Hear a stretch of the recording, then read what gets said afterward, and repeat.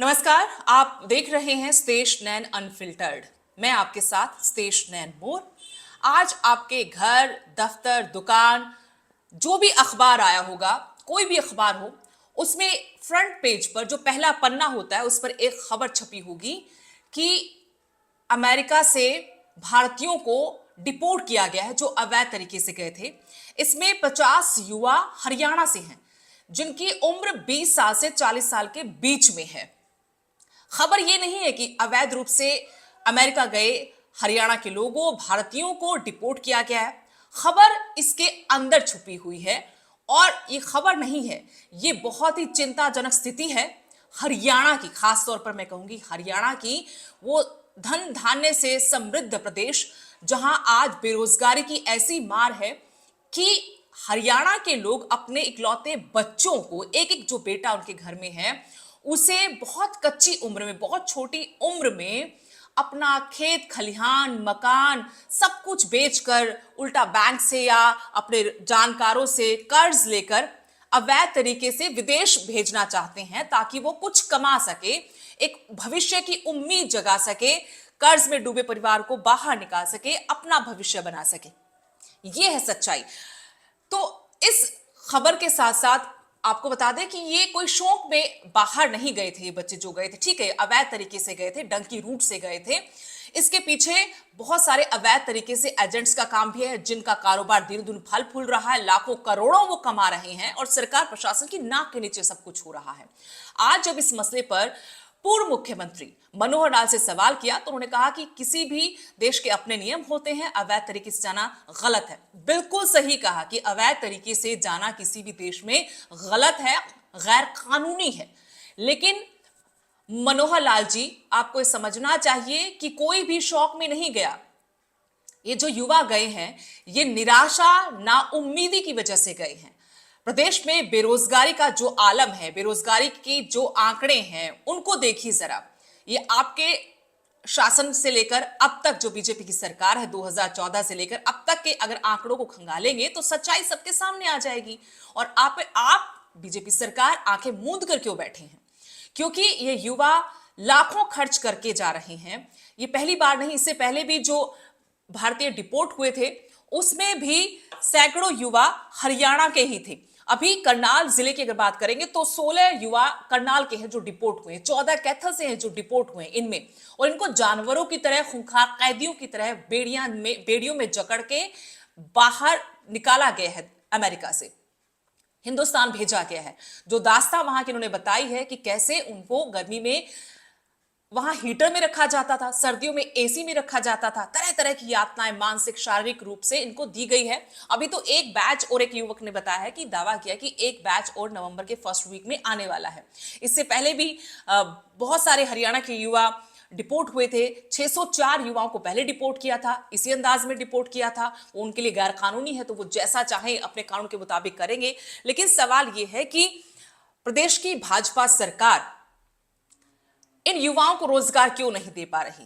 ये कोई शौक में जान नहीं जा रहे, बल्कि यहां पर माता पिता ये समझ गए हैं कि युवाओं को रोजगार नहीं मिलेगा तो फिर वो क्या करेंगे? नशे के दलदल में जाएंगे। जो जमीन आज हम अपने बच्चे को विदेश भेजने के लिए खर्च कर रहे हैं, बेच रहे हैं, वो हमें नशे में जाने के बाद भी बेचनी होगी। युवा निराश हैं, मायूस हैं, उनके माता पिता मायूस हैं। बेरोजगारी का आंकड़ा दिसंबर 2024 का अगर आप देखेंगे तो देश में जो बेरोजगारी का ग्राफ सबसे ज्यादा, जहां सबसे ज्यादा बेरोजगारी जिन राज्यों में, उनमें हरियाणा का नाम भी शामिल है।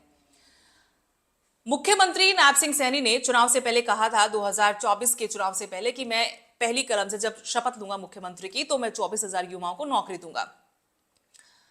अगर इस पर सरकार श्वेत पत्र लेकर आए कि 2014 से लेकर अब तक कितने युवाओं को रोजगार दिया है, जो रोजगार दिया है उसको लेकर विपक्ष लगातार ये सवाल उठाता रहा है कि हरियाणा के युवाओं को रोजगार नहीं मिल रहा, बाहर के जो लोग हैं उनको प्रेफरेंस दी जा रही है, वो भर्ती की जा रही है। बहुत सारे मुद्दे हैं। पूर्व मुख्यमंत्री मनोहर लाल के अपने जिले से 16 लड़के इस बार में अमेरिका से डिपोर्ट हुए हैं, तो आप इस स्थिति का अंदाजा लगा सकते हैं कि कितनी विकट स्थिति है प्रदेश में। जो युवा डिपोर्ट होकर, आपने बहुत सारी खबरें पहले भी देखी होंगी कि लाखों रुपए खर्च करके जमीन, घर, परिवार में से कैसे हालात से बच्चों को बाहर भेजा, वहां किसी वजह से उसकी मौत हो गई, मार दिया गया, और फिर उसका शव लाने के लिए माता पिता को फिर से कर्ज देना पड़ता है। तो ये हालात आज प्रदेश के हैं।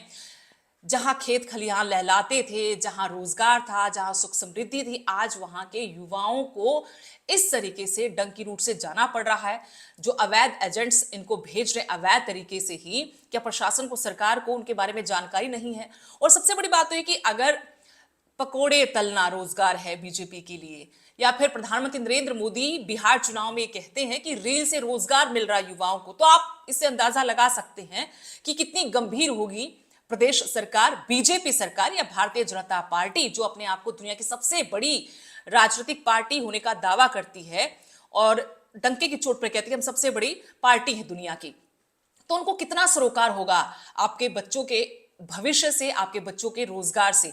अगर उनके लिए रील देखना, रील बनाना रोजगार है, पकोड़े तलना रोजगार है, तो फिर बच्चे ऐसे ही डिपोर्ट होते रहेंगे या उनकी जानें वहां पर जाती रहेंगी और हम सिर्फ सुर्खियां पढ़ते रहेंगे, अखबार पढ़ते रहेंगे, टीवी चैनल्स में वो खबरें सुनते रहेंगे। ना इस पर कोई सकारात्मक चर्चा होगी, ना कोई सवाल उठाएगा। विपक्ष एक दिन बात करेगा, इसके बाद विपक्ष भी भूल जाएगा और जिसका बच्चा गया है, जो परिवार कर्ज में डूब गया है, वो जिंदगी भर इस दलदल से नहीं निकल पाएगा। तो ये बहुत विकट स्थिति है, इस पर चिंता करनी चाहिए, इस पर सरकार से सवाल होने चाहिए जिनको आपने वोट दिया है। जीटी बेल्ट तो पूरा बीजेपी के पास गया था। जीटी बेल्ट को लेकर तो बीजेपी गदगद रहती है कि तो पूरी बेल्ट हमारी है, लेकिन वहां के लोगों को क्या दिया? वहां के युवाओं को भारतीय जनता पार्टी ने या फिर दूसरी सरकारों ने क्या दिया? आज जयंतियां मनाई जाती हैं, त्योहार मनाए जाते हैं, दिवस मनाए जाते हैं, बड़े बड़े कार्यक्रम भारतीय जनता पार्टी की तरफ से लाखों करोड़ों खर्च करके किए जा रहे हैं। कहते हैं कि हमारा गौरवशाली इतिहास है। ठीक है, हमारा गौरवशाली इतिहास है, उसकी प्रशंसा हो, उसको मनाया जाए, लेकिन आपका चुनाव इसलिए किया गया था, सत्ता में इसलिए बिठाया गया था कि आप आज के वर्तमान को, आज को जो वर्तमान है, वर्तमान को और भविष्य को गौरवशाली बनाइए। विश्व गुरु का दावा करते हो, दम भरते हो, लेकिन विदेशों में क्या हालात हैं आपके छात्रों के साथ, आपके लोगों के साथ, ये किसी से अब छुपा नहीं है। तो बहुत विकट स्थिति हरियाणा में बेरोजगारी की, और यहाँ के युवाओं के हालात बहुत दयनीय हैं, बार बार डिपोर्ट हो रहे, बहुत बुरी हालत में है। इसको गंभीरता से सोच विचार करना चाहिए। पकौड़े तलना रोजगार नहीं होता, रील बनाना रोजगार नहीं है, इससे किसी का घर नहीं चलता। तो युवाओं के मुद्दे पर विपक्ष को भी गंभीरता दिखानी चाहिए, जनमानस में भी जागरूकता होनी चाहिए। आप कमेंट सेक्शन में जरूर कमेंट कीजिए कि इस मुद्दे पर आपकी क्या राय है और इसको लेकर क्या करना चाहिए, ताकि प्रदेश का, देश का युवा तो जागे ही, सरकार की भी नींद टूटे, जो सत्ता में मुग्ध होकर लंबे वक्त से कुंभकर्ण नींद में सो रही है।